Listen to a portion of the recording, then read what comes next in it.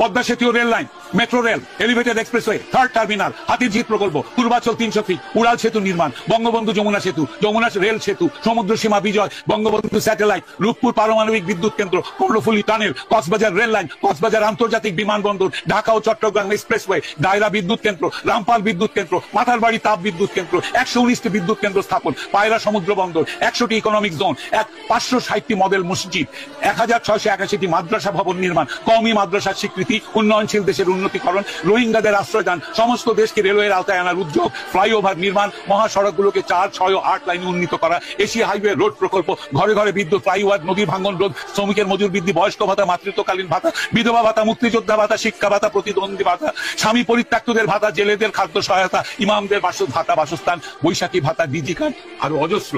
আমার দম কুলাচ্ছে না এতগুলো পড়তে। 15 বছরে যদি এতগুলো কাজ কেউ করে থাকে, তাকে কোন চক্রান্তকারী এই টাকা পাচার করার দেয়? আর সে যদি ডিক্টেটর হয়, খুব ভালো করেছে।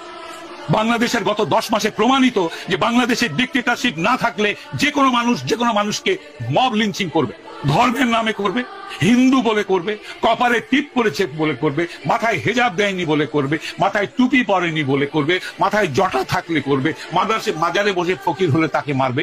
মেরেছে, হাজার হাজার মানুষ মেরেছে এরা। ডিক্টেটরশিপ ছাড়া এটা কোনোদিনও কন্ট্রোল সম্ভব নয়। খুব ভালো করেছেন আওয়ামী লীগ শেখ হাসিনার ডিক্টেটরশিপ করলো।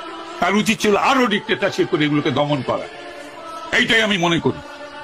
বাংলাদেশের মানুষের কপালে গণতন্ত্রের দরকার নেই। যারা জাতির পিতাকে হত্যা করে তার 54 বছর পর তার ভাস্কর্যের মাথায় পেশাব করে, সেই জাতির জন্য স্বাধীনতারও দরকার নেই। এরা পাকিস্তানের গোলাম হোক।